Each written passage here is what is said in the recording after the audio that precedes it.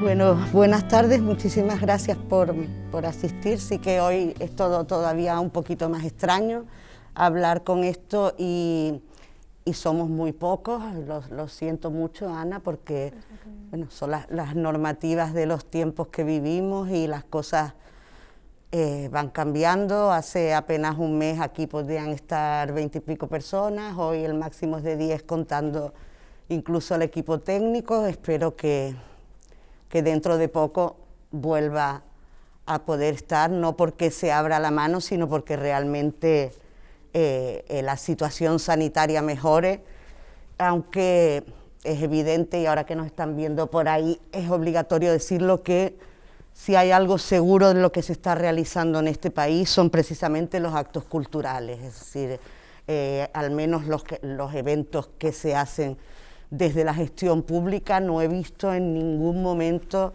ningún tipo de incumplimiento de la normativa, ni la gente quitándose la mascarilla, ni abrazándose o besándose, como sí podemos ver cuando tenemos ya un par de copichuelas encima. Entonces espero que en el tema de la cultura la cosa dentro de poco vuelva a tener más aforo, sobre todo porque los autores y las autoras se sientan más acompañados, ¿no?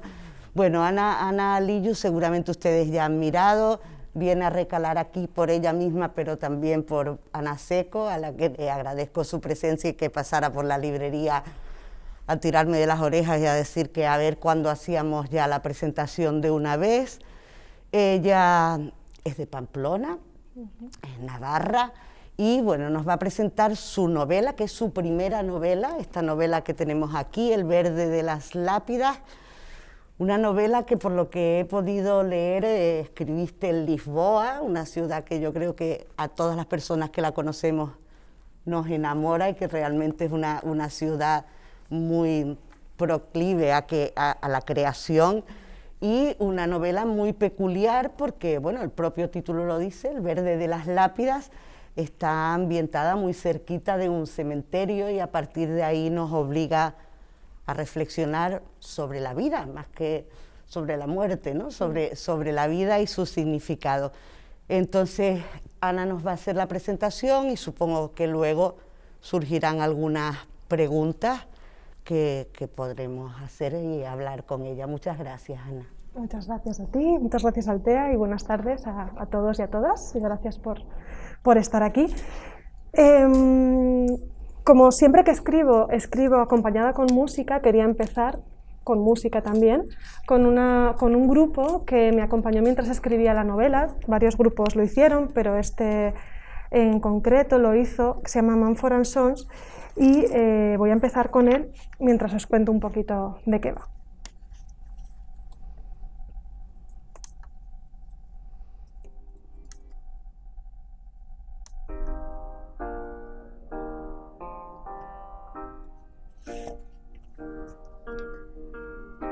El verde de las lápidas.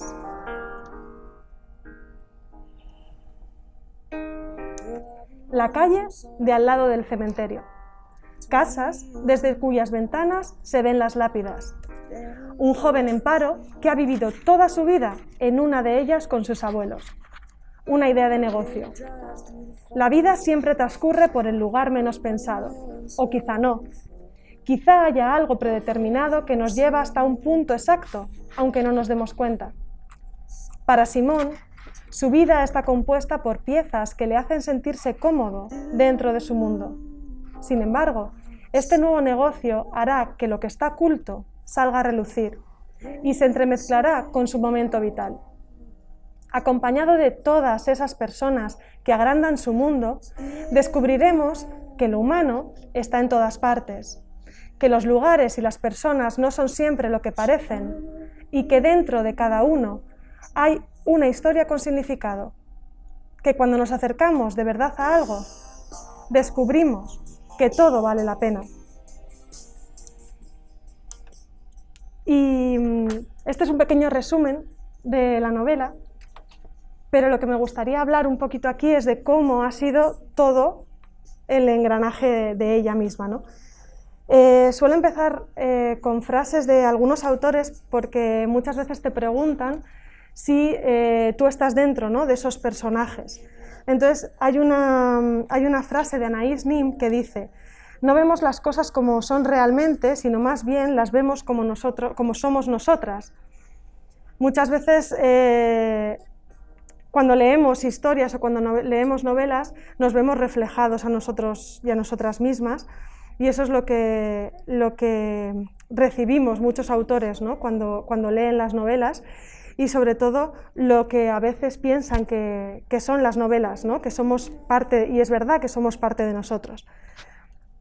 Pero como dijo Juan Marsé, que es un autor que a mí me gustó mucho y que hace poquito nos dejó, él decía: lo inventado puede tener más peso y solvencia que lo real, más vida propia y más sentido, y en consecuencia más probabilidades de pervivencia frente al olvido. Y eso es un poco lo que a mí me llama, o lo que me atrae, ¿no?, cuando escribo, de intentar dejar cosas que pervivan, ¿no?, y son cosas que al final están dentro de ti, aunque no sean exactamente tú, ¿no? La novela. Empezaremos un poco con la idea. La idea de la novela vino mucho antes que el título apareció muchísimo después. Y apareció por una visita. Yo vivía en Lisboa en ese momento, hice una visita al cementerio dos Prazeres, y era una visita literaria el día de San Valentín, en el que hablaban un poco de autores que estaban allí enterrados y de historias. Entonces hablaban de Pessoa, hablaban de Tabucchi, hablaban de distintas personas que no tenían tampoco todas que ver con el mundo de la literatura, ¿no? Y sí que es cierto que a mí me ha gustado siempre, me ha llamado la atención el tema de los cementerios. No ha sido un lugar donde yo me haya sentido mal, sino todo lo contrario, donde sentía mucha paz, y me gustaba visitarlos, con lo cual hice la visita, y mientras estaba haciendo la visita vi una señora que estaba por ahí andando, y me llamó la atención. Y como pues las mentes de las personas que escribimos vuelan mucho y muy rápido en un momento determinado, pues se hizo exactamente como la historia de lo que quería contar, ¿no?, viendo esa señora lo que estaba haciendo, que es un poco la idea principal de la novela. Entonces ahí es como surgió la idea, y se mezcló con... yo me gusta mucho Escocia, he estado más de cinco veces en Escocia, y en la capital, en Edimburgo, hay un cementerio que se llama el cementerio de Greyfriars. Y una de las cosas que más... es un cementerio por el que la gente pasea, saca a pasear a los perros, ¿no? Los cementerios allí son casi parques, ¿no?, más que... aparte, ¿no?, de ser cementerios o lugares donde la gente va a visitar a sus personas que ya no están. Y una de las cosas que más me sorprendió fue que las casas de la calle de al lado daban directamente al cementerio, que cuando yo estaba dentro del cementerio veía a una señora cocinar, veía a una chica estudiar en su cuarto. Entonces me sorprendió mucho, ¿no?, esa familiaridad y el estar al lado.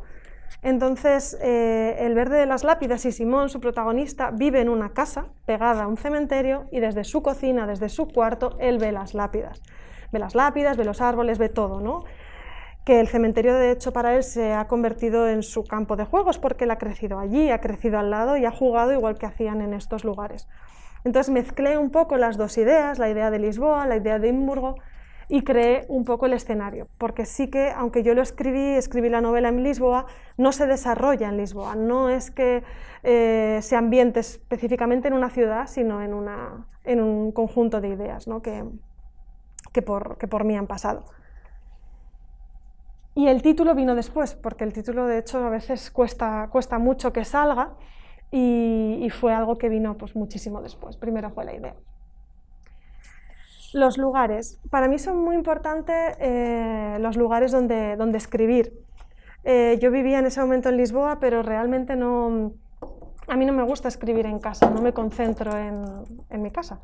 Entonces tengo que salir fuera, y pues me iba a muchos cafés que estaban. Yo vivía cerca del castelo, si lo conocéis, pues en la parte alta, cerca del castelo. Entonces bajaba las cuestas y me intentaba ir a cafeterías donde poder escribir. Me pasaba la mañana o la tarde, depende de qué trabajara, y me pedía una bica descafeinada, porque con cafeína yo no puedo, me activo demasiado, y me pegaba ahí pues toda la mañana o toda la tarde escribiendo. ya fuera en una cafetería o en las bibliotecas, porque las bibliotecas de Lisboa son una de las cosas más bonitas que yo he visto en mi vida. Son antiguos palacios que están reconstruidos y los han hecho biblioteca, entonces es una maravilla estar allí dentro porque te sientes parte de la historia, ¿no? de la ciudad. Muchos son antiguos palacios y te cuentan un poco también la historia de quién vivía allí, y la verdad es que me la recorrí, pues no puedo decir todas, pero si no todas me faltaron 2, y también intenté estar mucho en ellas para escribir.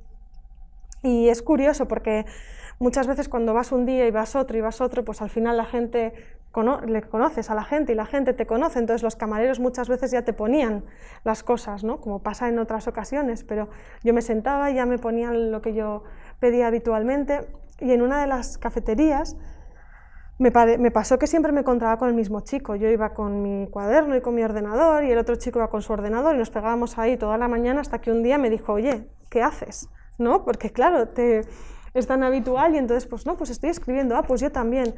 Y era un chico belga, no, era un chico suizo que estaba casado con una portuguesa y se habían cogido un año sabático y estaba en Lisboa escribiendo, ¿no? Y luego pues él sacó un libro, yo saqué el libro, nos intercambiamos los libros. Entonces es las cosas curiosas que pasan en esos lugares, ¿no? donde vamos a escribir o a soltar, ¿no? Y donde nos encontramos pues con otras personas y interactuamos, y es esa parte bonita, ¿no? Que también acompaña la novela, y me gusta decirla. Lo que quiero o lo que he querido reflejar. A veces esa es la parte un poco difícil porque no te sale de buenas a primeras. No es que tú tengas una idea clara de lo que quieres reflejar, sino que se va creando poco a poco. Pero sí que es cierto que yo después, o de manera inconsciente, sí que es cierto que yo después de un tiempo y después de escribirla me iba dando cuenta que una de las cosas que quería reflejar, aunque no lo supiera, era el cambio del tiempo. Y no solo lo hacía con la historia del protagonista, sino con la historia de los personajes, ¿no? que lo acompañan, y con la historia de los clientes y del propio cementerio. Es cierto que Simón es el protagonista, pero cada capítulo corresponde a un cliente que va a su oficina para pedirle sus servicios, ¿no? los servicios que le ofrece en el cementerio. Entonces, al final se va viendo a través de cada cliente algo diferente, y también se va viendo a través de ellos el paso del tiempo, lo que ha pasado en sus vidas, lo que han sentido, lo que sienten. Y me di cuenta de lo importante, o de lo que yo realmente había querido reflejar a lo largo de la novela, era el ciclo de la vida, ¿no? Porque cuando eres joven no te das cuenta, ¿no? de que todos son ciclos, de que estás continuamente en unos picos y en unos bajos, en unos picos y en unos bajos, y quería reflejarlo, y no solo está reflejado en la propia vida del protagonista que se ve en la novela, en el principio y en el final, sino también en las personas, ¿no? que pasan.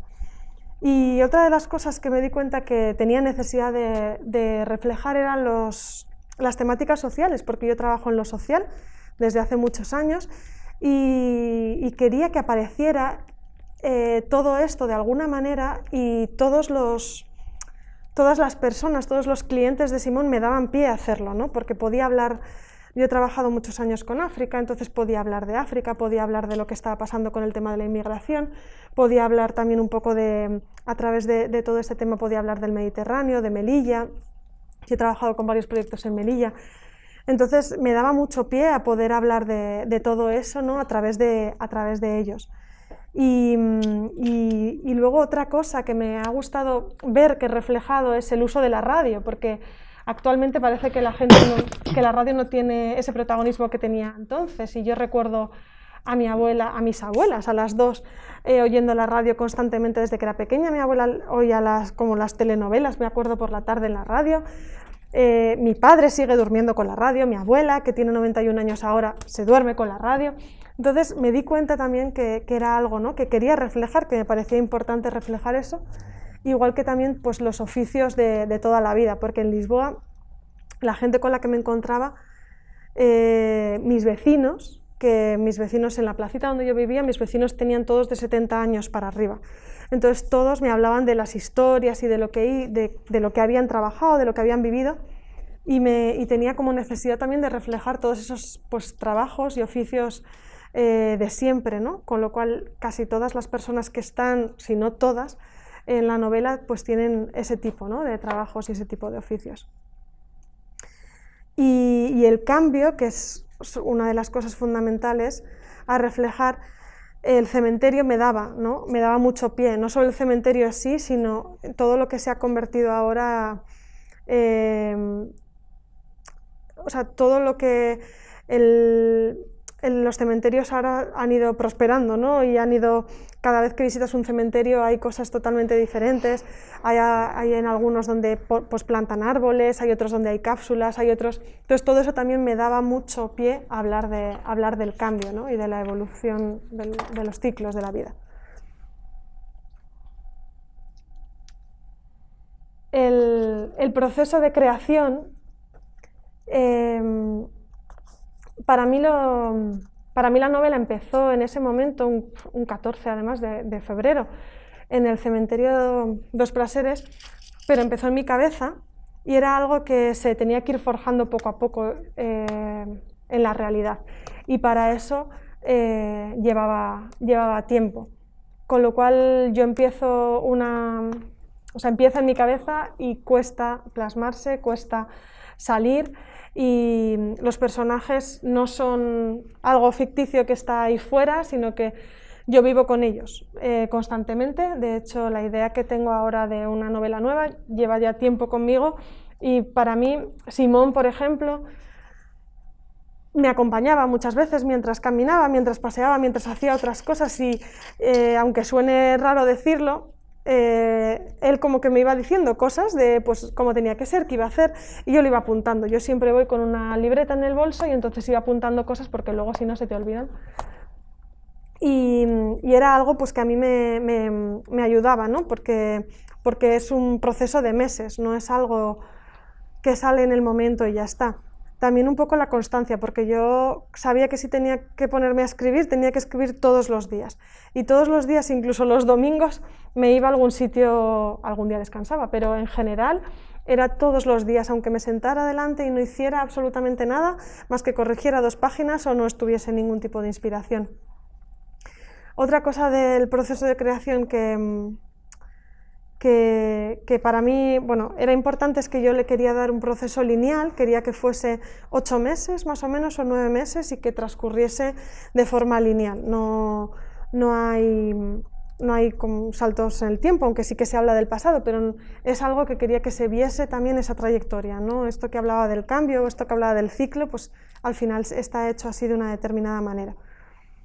Y luego cosas bonitas que te pasan en el proceso vienen de cuando tú pues, vas hablando con amigas, con tu pareja, y les vas contando un poco pues, qué es lo que estás escribiendo y qué es lo que está pasando, y tengo pues, recuerdos de una amiga que vino un día a casa y entonces le leí varios capítulos y te va diciendo qué tal, o tengo otra amiga que es muy artista, que hizo Bellas Artes y entonces me hizo directamente pues, ya todas las portadas de la novela de forma como manual, pues como regalo.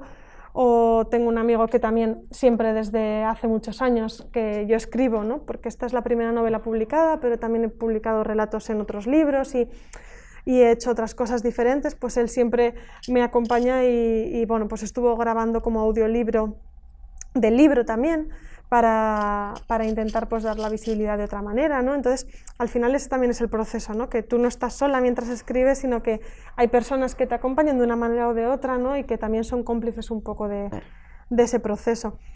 Y en el proceso una cosa importante que también a mí me gustaba, como me gusta investigar y saber y me gusta mucho la historia, pues al final muchas de las cosas que cuento en la novela son verdad, o me intentaba investigar sobre el tema del Mediterráneo, sobre el tema de los cementerios, que sabía mucho, pero hay cosas que obviamente no sabes, ¿no? Entonces, pues al final esa parte de descubrir y de ir viendo pues cuál es el cementerio más pequeño del mundo, o cuál es o cómo existe, ¿no? Hay una red de cementerios, o hay un montón de cosas, ¿no? Que yo no sabía y que a través también de la novela pues me he ido documentando. El descubrir también dentro del proceso es bonito también el descubrir que hay muchas personas que les gustan los cementerios, que les gusta pasear por los cementerios y que y que les atrae, ¿no? Así como otras que se horrorizan, ¿no? Y luego también me hizo mucha ilusión descubrir que la librería más pequeña de Lisboa, que eso lo descubrí después, se llama Librería Simón, como el protagonista. Entonces fue también como curioso. Y pasamos a las influencias.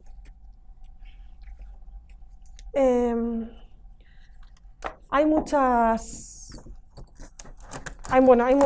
influencias siempre cuando escribes, pero es cierto que hay una cosa curiosa que me pasó además cuando yo llevé el libro a la editorial y hicieron pues las correcciones que tienen que corregir. Yo cuando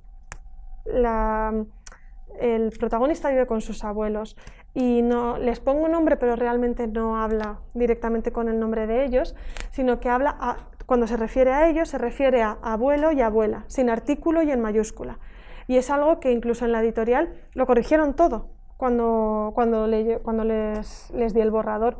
Y era como, no, es que está hecho a posta, porque para mí, yo he conocido a mis 4 abuelos, he vivido mucho con mis 4, o sea, mucho, pues los veranos, el fin de semana y tal con mis 4 abuelos, y han sido y son personas muy importantes en mi vida. Entonces en la novela sí que están reflejados los abuelos de Simón como esos pilares importantes también en su vida, y me parecía muy bonito que estuviesen, o sea, bueno, Milena Agus, que es una autora italiana, cuando en varios de en sus libros, cuando habla también de los abuelos, los pone en mayúscula y sin artículo. Y cuando yo leía sus novelas me parecía muy bonito que lo hiciera así, entonces lo hice yo también así, como una influencia, como algo que me parecía importante, ¿no? Y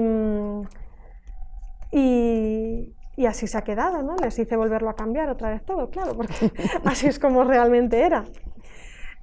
Otra influencia grande, yo desde pequeña, desde adolescente, me ha gustado mucho el libro, bueno, adoro a Emily Bronte y Cumbres Borrascosas, que es la única novela que escribió, aunque luego tiene muchos poemas.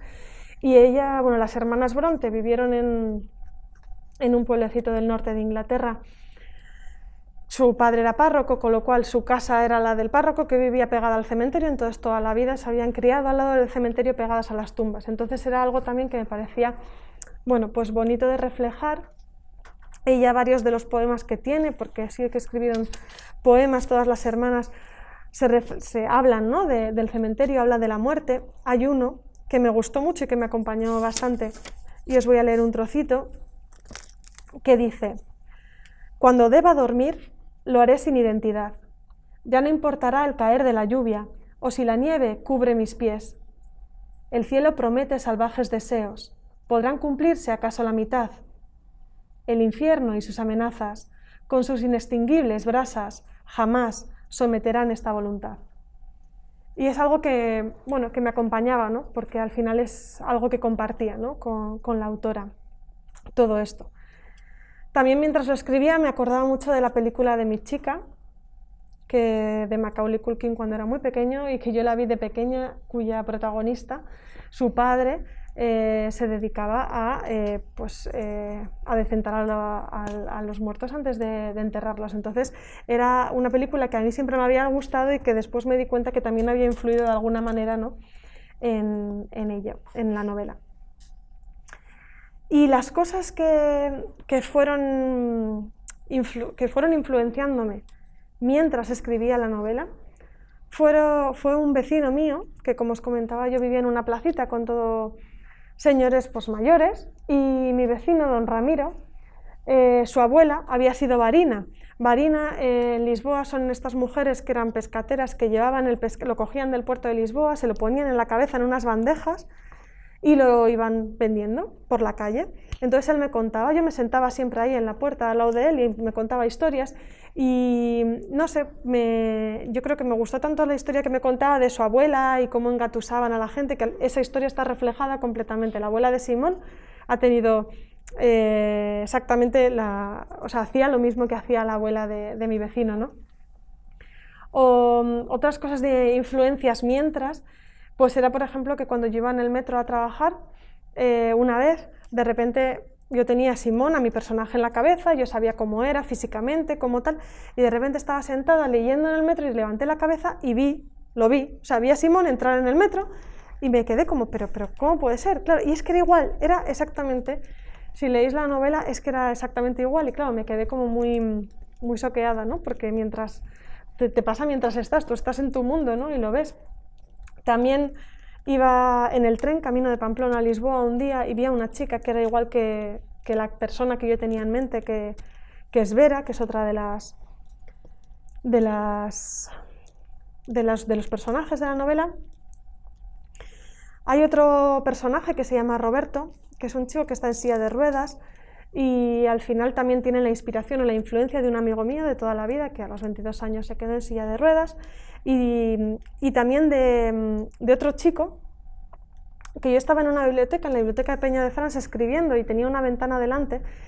Es un barrio de Lisboa que tiene, bueno, como todos, cuestas, pero esta tenía una cuesta bastante pronunciada y siempre que iba allí por las mañanas a escribir veía a un chico en silla de ruedas caminando, y bueno, andando, ¿no? con la silla, y tenía que subir una mini cuesta hasta llegar a la siguiente calle para ir, y el chaval lo hacía con una constancia que yo decía, bueno, me sorprendía muchísimo. Y un día empezó a llover y había una señora mayor con un paraguas y el chaval cogió el paraguas con una mano para tapar a la señora mayor y con la otra iba rodando su silla. Entonces me sorprendía mucho y fue otra de la inspiración para Roberto, ¿no? Que es este personaje de la novela. Hay otro personaje que se llama Luana, que es un nombre que yo lo he oído solo en Lisboa. Y yo quedaba con un grupo de chicas a hacer ganchillo y la hija de una de ellas se llamaba Luana. Y cuando estaba pensando en mi personaje y pensando en qué nombre, pues me venía ella y realmente pues lleva, ¿no? el nombre de ella. Y son cosas, ¿no? pues que te van pasando mientras la estás haciendo y que las cosas que pasan por tu vida pues le van dando, ¿no? Le van poniendo eso. Y ya después de todas las influencias, pues llegó el terminar la novela y la alegría de terminarla, de corregirla, que fue curioso porque cuando terminas una novela parece que corregir es la peor parte, y de hecho yo le tenía no es pavor, pero le tenía mucha pereza, ¿no? a la parte de corrección. Sin embargo, me divertí mucho, me divertí muchísimo, porque también cuando relees cosas que tú has escrito, que me pasa muchas veces pues con relatos que igual escribí hace años y los releo, al final son parte de ti y te gusta volver a leerlo, te lleva a ese momento, entonces me lo pasé muy bien realmente corrigiendo. Pero luego llegaba lo que era el momento de la publicación, y la publicación la verdad que era lo más difícil, porque tú puedes tener tu obra acabada, pero que alguien pues apueste por ello y lo publique, ¿no? Siendo tantas editoriales que hay y tanta competencia que hay muchas veces, ¿no? Pues costaba, ¿no? Y bueno, yo estuve 2 años intentando ver de qué manera se podía publicar, mandándola a concursos, mandándola pues, a sitios, ¿no? a editoriales, y la verdad pues que no hubo manera. Y yo, pues bueno, estaba un poco ya cansada, y justo en el momento en el que decides que ya está, que ya se verá lo que se hace, pero que paras, pues es cuando realmente pues me llamó una editorial a la cual yo había mandado la novela, el borrador, y bueno, pues no había ganado el concurso que ellos tenían, pero los lectores la habían puntuado muy bien y entonces pues querían publicarla. Y bueno, pues eso también en todo ese proceso de los 2 años es un proceso muchas veces duro, ¿no? Porque tú tienes la ilusión de poder sacarlo, de poder hacerlo, pero luego la verdad es que me quedé muy contenta con el resultado, con la portada, porque reflejaba, porque muchas veces a mí me cuestan mucho las portadas de los libros, porque me atraen mucho las portadas de los libros y me parece que es algo muy importante y no siempre, ¿no? se consigue reflejar, y lo he visto en muchos, ¿no? Entonces, bueno, pues me parecía como importante, ¿no? Y yo pensaba mucho pues en autores, en Gabriel García Márquez, que hasta los 38 años no publicó, 100 años de soledad, o en J.K. Rowling con toda la saga de Harry Potter, que tuvo unos problemas enormes también y muchos años que estuvo sin publicarlo. Entonces eso pues me animaba y decía, bueno, pues en algún momento, ¿no? Y el momento llegó, y la verdad es que estoy contenta porque ya está fuera de mí, no solo está dentro, porque puede llegar a más personas y porque al final es todo, ¿no? Lo que te comprende. Llevo pues 1 año y medio más o menos con ella ya en el mercado, y la verdad es que, bueno, como he vivido en distintas ciudades, pues he podido llevarla también a distintos sitios. Aquí es el sitio más al sur, en este pequeño puntito del océano que ha venido, y la verdad que estoy muy contenta. Entonces, bueno, pues todo esto que os he contado, todas estas influencias, todas estas ideas, todo este proceso, al final lo que forma, después de mucho tiempo, de mucho esfuerzo, de muchas alegrías, pues lo que forma, ¿no?, es la novela como tal. Entonces es un poco como la idea, ¿no?, de que todo es un ciclo, de que todo lleva un tiempo, de que todo cuesta, pero que siempre, ¿no?, pues vamos de un lado para otro y conseguimos hacer las cosas. Así que aquí está, para todos vosotros y vosotras.